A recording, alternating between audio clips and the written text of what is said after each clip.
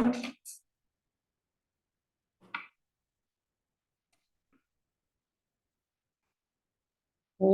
श्री परमात्मने नमः। अथ षष्ठोऽध्यायः आत्मसंयमयोगः। श्रीभगवानुवाच अनाश्रितः कर्मफलं कार्यं कर्म करोति यः स सन्न्यासी च योगी च न निरग्निर्न चाक्रियः। यं सन्न्यासमिति प्राहुः योगन्तं विद्धि पाण्डव। न ह्यसन्न्यस्तसङ्कल्पः योगी भवति कश्चन। आरुरुक्षोर्मुनेर्योगं कर्म कारणमुच्यते। योगारूढस्य तस्यैव शमः कारणमुच्यते। यदा हिनेन्द्रियार्थेषु न कर्मस्वनुषज्यते सर्वसङ्कल्पसन्न्यासी योगारूढस्तदोच्यते। उद्धरेतात्मनात्मानं नात्मानमवसाधयेत्। आत्मैव ह्यात्मनो बन्धुः आत्मैव रिपुरात्मनः। बन्धुरात्मात्मनस्तस्य येनात्मैवात्मना जितः। अनात्मनस्तु शत्रुत्वे वर्तेतात्मैव शत्रुवत्। जिदात्मनः प्रशान्तस्य परमात्मा समाहितः।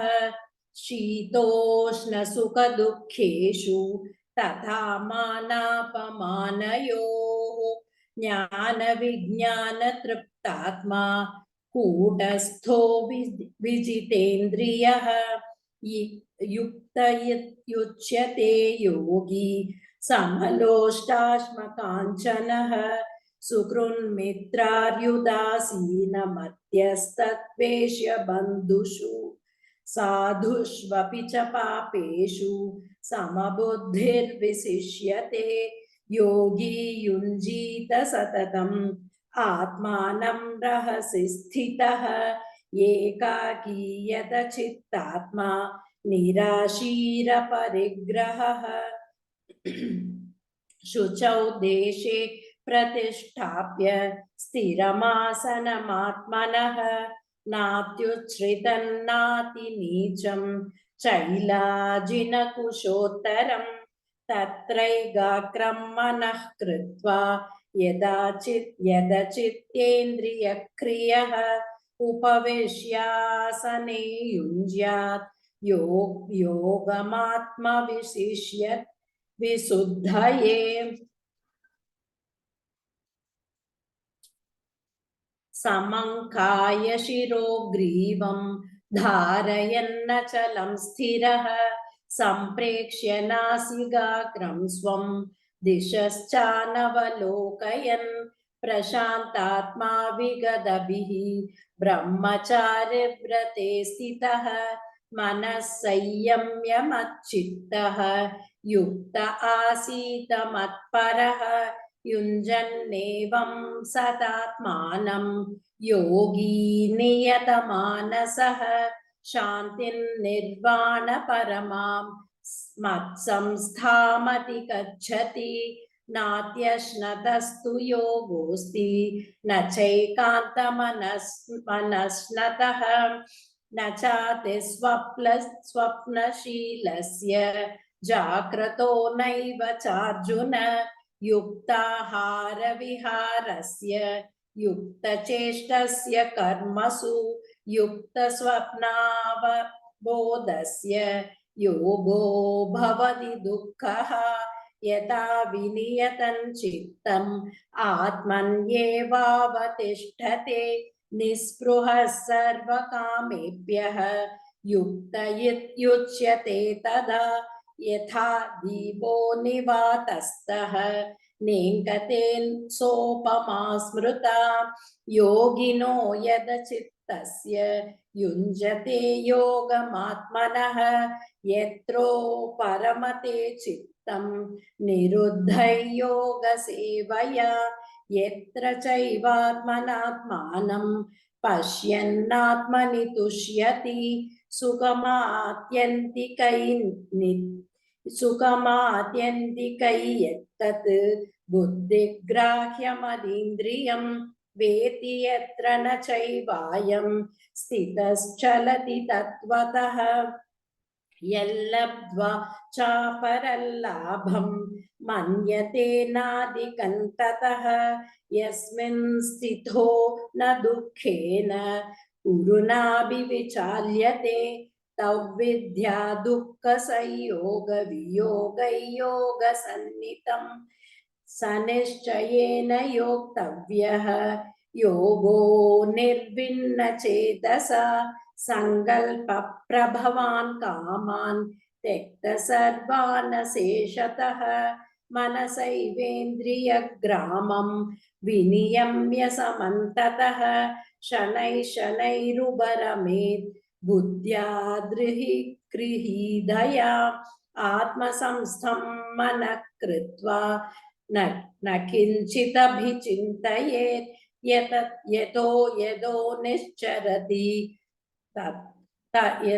यतो निश्चरति मनः चञ्चलमस्थिरं ततस्ततो नियम्यैतत् आत्मन्येव वशन्नयेत् प्रशान्तमनसं ह्येनं योगिनं सुखमुत्तमम् उपैति शान्तरजसं ब्रह्मभूतमकल्मषं युञ्जन्नेवं सदात्मानं योगी विगतकल्मषः सुखेन ब्रह्म संस्पर्शम् अत्यन्तं सुखमश्नुते सर्वभूतस्थमात्मानं सर्वभूतानि चात्मनि ईक्षते योगयुक्तात्मा सर्वत्र समदर्शनः यो मां पश्यति सर्वत्र सर्वं च मयि पश्यति तस्याहं न प्रणश्यामि स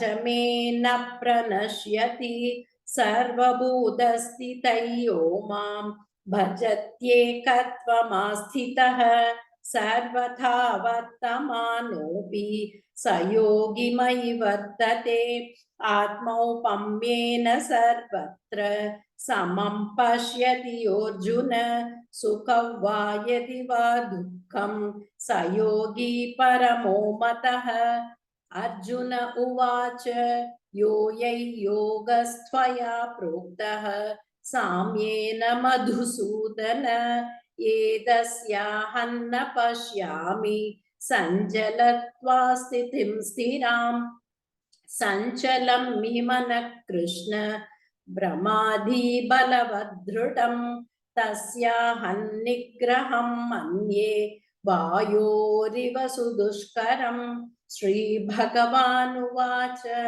असंशयं महाबाहो मनो दुर्निग्रहं चलम् अभ्यासेन तु कौन्तेय वैराग्येन च गृह्यते असंयतात्मना योगः दुष्प्राभैति मे मतिः वश्यात्मना तु यतता शक्यो वाप्तुमुपायतः श्री अर्जुन उवाच अयदिश्रद्धयोपेतः योगाच्चलितमानसः अप्राप्य योगसंसिद्धिं काङ्कतिं कृष्ण गच्छति कच्चिन्नो भयविप्रष्टः छिन्नाभ्रमिव नश्यति अप्रतिष्ठो महाबाहो विमूढो ब्रह्मणः पथि ये तन्मे संशयं कृष्ण चेतुमर्हस्य शेषतः वदन् यः संशयस्यास्य चेता न ह्युपपद्यते श्रीभगवानुवाच पार्थ नैवेह नामुत्र विनाशस्तस्य विद्यते न हि कल्याणकृत् कश्चित् दुर्गतिं तात गच्छति प्राप्य पुण्यकृताल्लोकान् उषित्वा शाश्वतिः समाः शुचीनां श्रीमदां गेहे योगभ्रष्टोऽभिजायते अथवा योगिनामेव कुले भवति धीमताम् एतद्धि दुर्लभतरं लोके जन्म यदीदृशं तत्र तं बुद्धिसंयोगं लभते पौर्वतेहिकं यतते च ततो भूयः संसिद्धौ कुरु नन्दन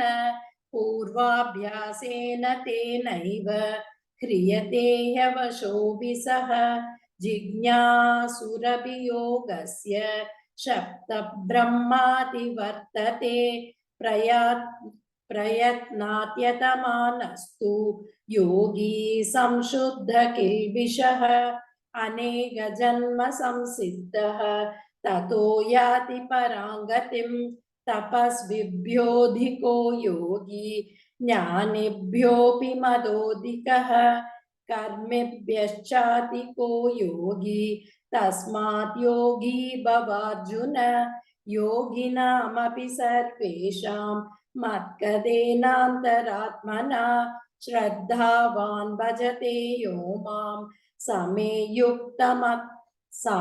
युक्ततमो मतः ॐ तत्सदिति श्रीमद्भगवद्गीतासु उपनिषत्सु ब्रह्मविद्यायां योगशास्त्रे श्रीकृष्णार्जुनसंवादे आत्मसंयमयोगो नाम षष्ठोऽध्यायः सर्वधर्मान् परित्यज्य मामेकं शरणं व्रज अहं त्वा सर्वपापेभ्यः मोक्षयिष्यामि मा शुचः।